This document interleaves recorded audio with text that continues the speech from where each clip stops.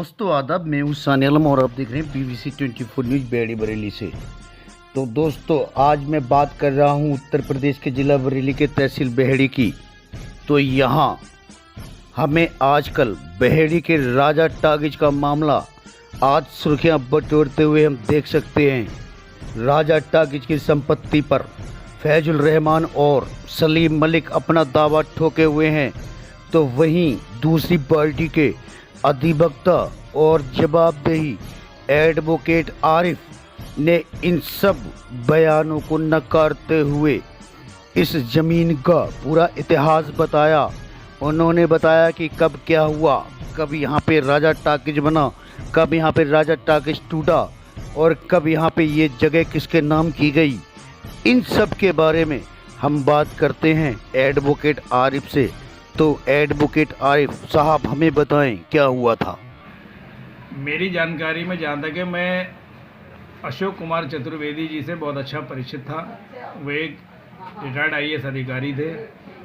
उनके नाम उनके पूर्वजों से ज़मीन आई थी राजा टाकीज़ की, और पीछे उनका बिल्डिंग बनी हुई है, कोठी बनी हुई है, वहाँ पर उनका बगीचा है, पार्क है, सब कुछ बना हुआ है।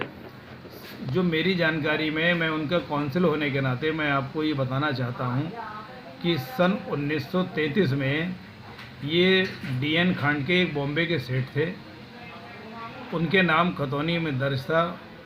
ये ज़मीन 1942 में पंडित राजाराम चतुर्वेदी और उनके दो भाइयों ने ख़रीदी, जिसमें सन 1950 में टाकीज़ बना। और टाकीज़ का लाइसेंस शासन के अनुमति से मिलता है। सारी जांच होती है नगर पालिका से, तहसील से, कि ये इसका स्वामित्व कौन है, कौन इसका मालिक है। सारी रिपोर्टें मिलने के बाद में तो सन 1950 से राजा टाकीज़ का निर्माण हुआ।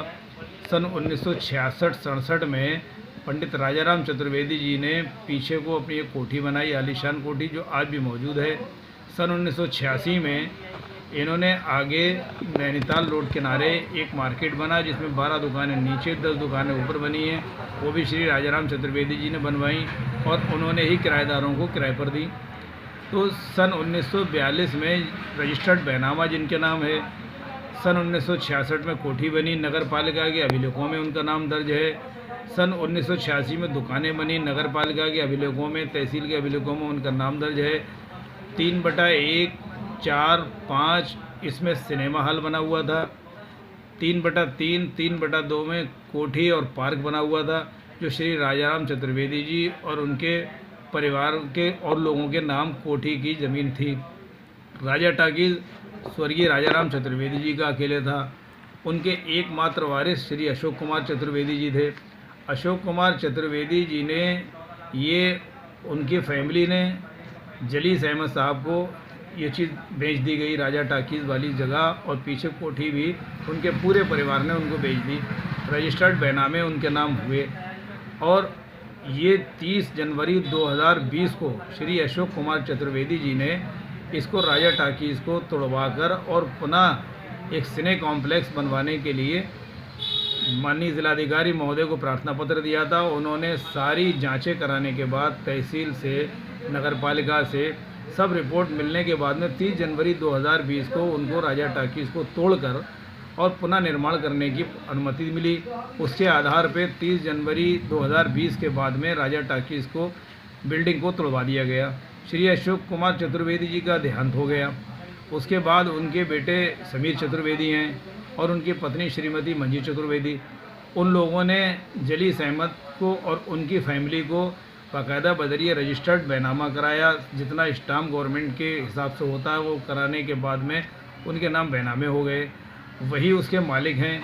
क्योंकि राजा टाकीज़ तोड़ने के बाद में खाली ज़मीन जब पड़ी है, आज भी पड़ी है वहाँ पर। अब ज्ञात हमको ये हुआ है कि सोशल मीडिया के माध्यम से मालूम हो रहा है कि कोई फजलुर रहमान साहब हैं, कोई सलीम मलिक साहब हैं, वो एक फ़र्जी प्रार्थना पत्र दे देते हैं कि साहब ये हमारे पुश्तैनी दादा परदादा की है।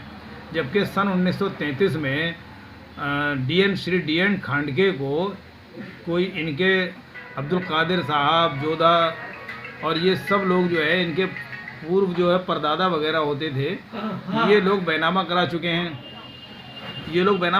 हैं। इस ज़मीन से किसी का कोई वास्ता नहीं है।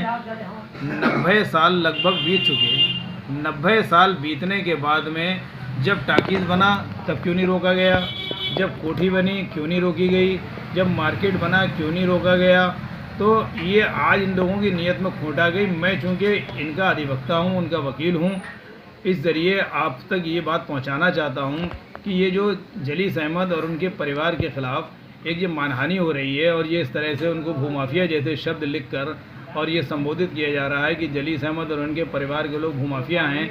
ऐसा नहीं है, वो एक बहुत बड़े व्यवसायी हैं, उनकी राइस मिल हैं, diamond rice mill, new diamond rice mill, धर्मकांटा है, उनके कॉम्प्लेक्स बने हुए और तमाम ज़मीनें हैं, ज़मीन जायदाद है उनकी। तो वो भूमाफिया कहाँ से हो गए? तो ऐसा तो नहीं कि 1933 जो बम्बई के शेर थे उससे पहले जमीन किसके नाम में हो वो? जिसके भी नाम हो, सन 1933 में इस ज़मीन का बैनामा आज़ादी से पहले डीएन खांडके के नाम हुआ। खतौनी में आज भी उनका नाम दर्ज है। तो उससे पहले किसी के नाम नहीं थी? उससे पहले जिन लोगों के नाम थी उन लोगों से ही डीएन खांडके ने खरीदी थी ज़मीन। अच्छा। डीएन खांडके के नाम सन 1933 में रजिस्टर्ड बैनामा हुआ।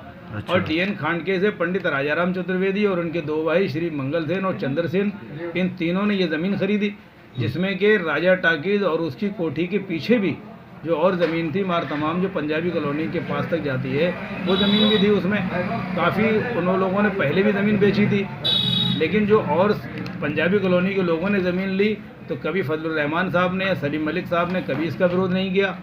लेकिन आज जो है जलीस अहमद के परिवार द्वारा ये ज़मीन ले ली गई है और कोठी ले ली गई है, तो ये लोग बेवजह एक प्रताड़ित करने के लिए रंगदारी मांगते हैं। इनके खिलाफ 2 मुकदमे कायम हैं। तो इनका कोई लेना देना नहीं जगह से, जमीन से कोई मतलब नहीं किसी का, कहीं कोई पेपर नहीं दिखा सकते।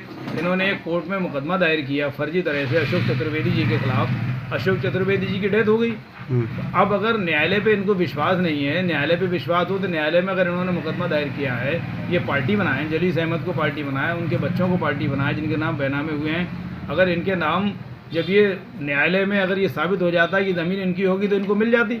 लेकिन ये बेवजह की अधिकारियों में एक फर्जी प्रार्थना पत्र देके, मीडिया में प्रार्थना पत्र फर्जी देके और एक ये मानहानि करते हैं। एक अच्छे सम्भ्रांत परिवार के बारे में गलत बात कहना, भूमाफिया कहना कि साहब ज़मीनें इन्होंने खरीद ली कि भूमाफिया हो गए।